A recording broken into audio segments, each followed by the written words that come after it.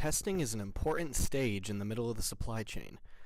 Iron Labs gets all their products from Michigan growers. Yes, we only test Michigan products. That's where our lab is located. However, we do have a second location, I was going to say, in Eugene, Oregon.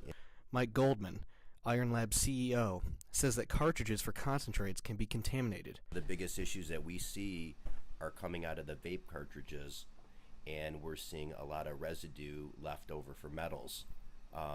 Maybe the product is clean, however, the cartridges themselves can be an issue, and that's a problem. Rob Teetle, Iron Labs president, also says it's a statewide issue. It's a big problem on a national level because every state has that same issue. Rob said heavy metal testing in cartridges is an issue. I know I just saw a story out of California yesterday that they're having problems with the carts. It's not the product that goes inside of it. It's the actual carts that are problematic. He also states most cartridges are from Chinese factories. All these carts are coming from China, factories that aren't really monitored properly. While Mike says random batch samples are taken to get reports on the product. Do random samples, which is representative batch testing on these product lots. Yes, so, one serving size. well, depending on how big that product lot is what the lab, us Iron Laboratories, would sample out of that batch. And explains the steps in validating source products. First and foremost, we verify the quantities, the actual batch itself, so the producers are not handing us a sample. We're actually sampling from the source. And then we sequester the batch once it's sampled.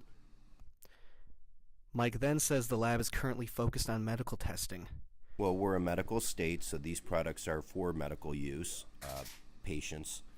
However, in 2020, the adult use recreational market will be coming online, and I believe at that time, we'll see some clarity given to us from the state, and the state will have some rules and guidelines by that time for the licensees to follow.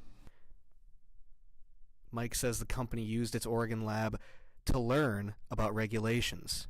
We had the opportunity to open up there, and being in that regulated environment has given us the advantage here. We knew what was before us and how to operate within the parameters. He then goes in depth about finding pesticides in products.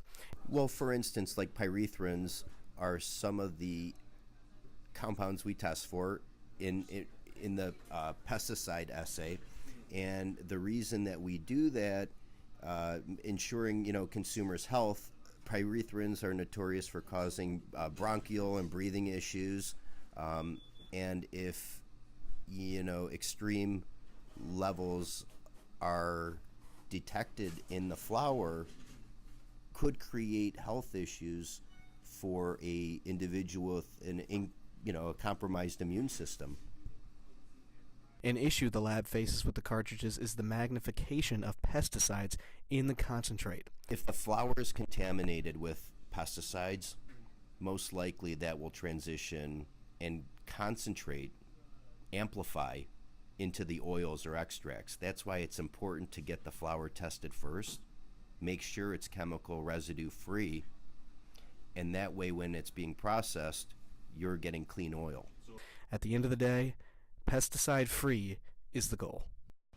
Pesticides is an issue, and making sure that product is pesticide-free is really the goal here. Here in Walled Lake, I'm McLean Moberg, reporting.